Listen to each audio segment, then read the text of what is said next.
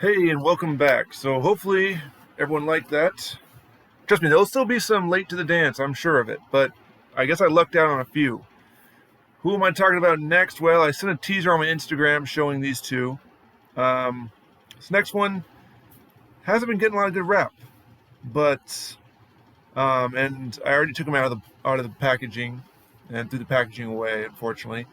But let's start with hopefully a perfect review of Mr. Perfect Legend Series 20. And right off the bat, yeah, it goes down a little too far. It's down to the crack of his hat. That's just not. He had it usually around the middle of the back, small of the back. I will say though that display wise, if you're unless you're displaying him with his back to the for some reason on the shelf, you're not gonna really notice it. I mean, I don't notice it.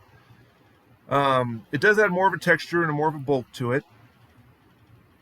I don't see. I mean, if you lift up a little bit, you could definitely see his torso, double joints. I'm still holding out for an ultimate. I'm still hoping that we do get an ultimate one day because I feel like with the butterfly joints, the perfect plex could almost take place. Let me grab this Sin Cara here that I got. This Sin Cara OG from Elite 15, if you can believe it. I found this in pretty good shape. About paid for like $30. But the idea is, can we get the perfect plex on here? So we've got him like this.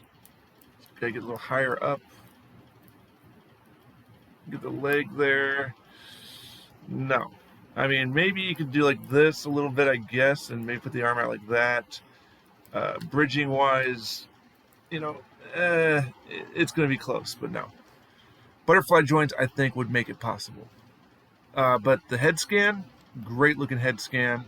I have his 4-pack over at my other place, which I've put up on my Macari to sell because I only keep usually one of each individual wrestler. Otherwise, I'd have way too much. I'd have nowhere to put all of them if I kept as many as I've been collecting since I was 8 years old, so I've been playing with them for many years. I still do kind of, not so much anymore as my back kind of just gets hurting, but I digress. Let's go to Mr. Perfect here. So, in hand, I don't see what the big deal is. I mean, I feel like he is an upgrade. Like I said, except for that, maybe you can go get that Superstars one and throw the green over it, maybe. I don't know if it would fit, if it'd be too tight. I might try to do that. I've only seen one on eBay so far, and I'm not paying $160 for that pack. I don't collect those Superstar lines.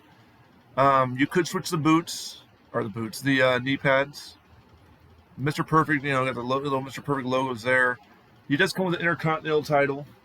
Of course, shiny. It's got more of the light blue tint to it. I think the one I have in my other place is the dark blue, so that's kind of cool. I have like a little variation. Supposedly the new Razor Ramon WrestleMania 10 pack comes with 2 different belts, and one looks more fake than the other. I don't know. I couldn't tell from the pictures, but people were saying that you can see that it's different. I don't know. This one does look different though compared to the other one. It's more of a darker blue globe. This is more of a brighter blue globe. Say that 10 times fast. So he comes available in Legend Series 20 again. Now I got him from eBay from a bidder over in UK. Apparently these popped up in the UK. Same with the D-Lo and the Kama, Undertaker and Brother Love. Series 20 popped up. So pretty much I'm caught up on all my Legends that I collect, except for Iron Sheik, which will come out in 21. But you could lower the straps. They are removable. It's not glued on there. You could take that off and have him just kind of wrestle in his trunks here. And the trunks aren't bad either. The good tight figure as far as posability. You got double jointed arms, of course. Everyone loves that. So he can pretty much do his little snap maneuver move where he jumps over the head, snaps down. I always thought that was kind of cool. I did that move a few times when I was wrestling back in the day when I was in my youth, but never like Mr. Perfect. There was only one Mr. Perfect, and it's interesting to see that. At one time I think he was slated to possibly be the $1 Million Man. I think it was, or someone else might have been given the Mr. Perfect gimmick if he turned it down. Could have been Terry Taylor. Rumor has it might have been Terry Taylor if Kurt Hennig had not signed, and then when they got Kurt Hennig, they're like, "No, you're gonna be Mr. Perfect."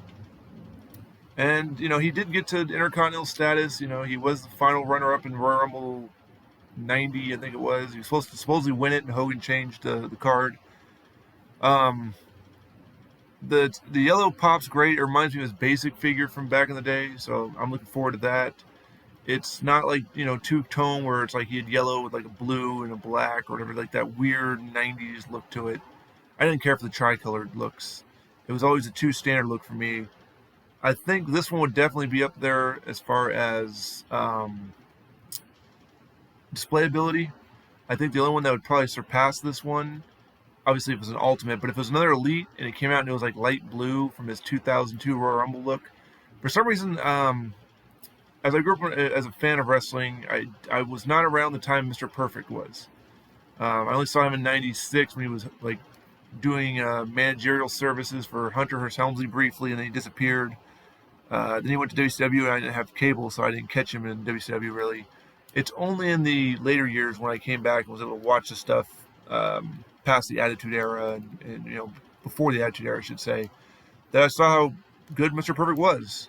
And the light blue would be perfect for either a SummerSlam, '92 kind of concept, which he did lose his singlet during that match. Or to me, I always thought when he came back in 2002 at that Rumble and went to the final three, I thought it was going to be big things. I thought maybe they were going to, put him back into like the main event status again, or, put him where he could have been. But by then, his body started to be warped. He already was into drugs.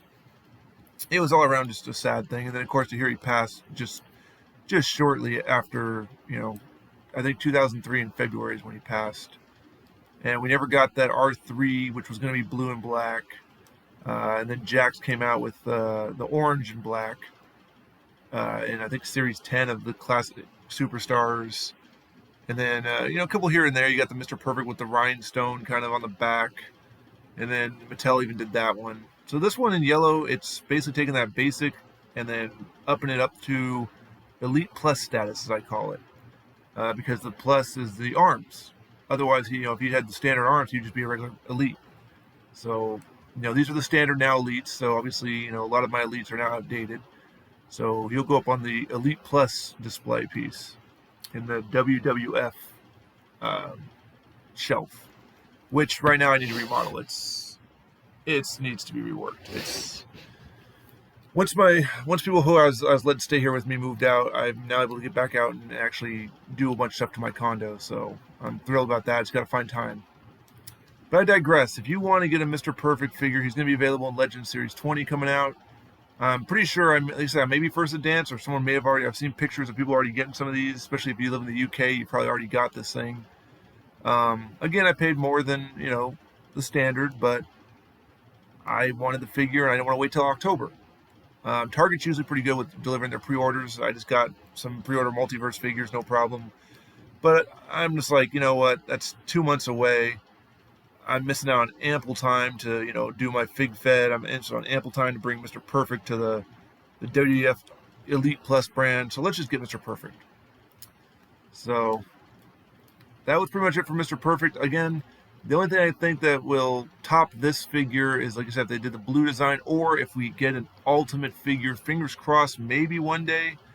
Again, I know we're getting some people here and there, but I definitely feel like, you're going to need some mid-carders. You can't just have the stars always constantly facing each other.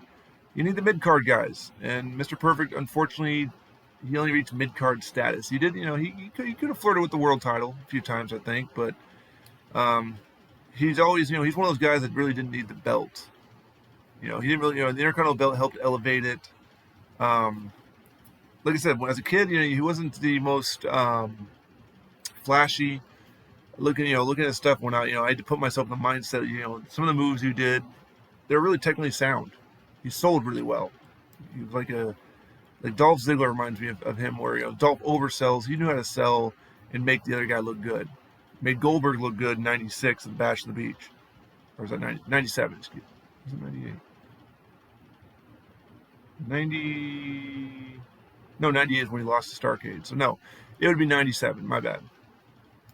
When he took on Kurt Hennig as that mystery opponent. Anyway, hope you enjoyed. And I've got one more, maybe First to the Dance. And then after that, we'll go back to the late to the dance. See you next time.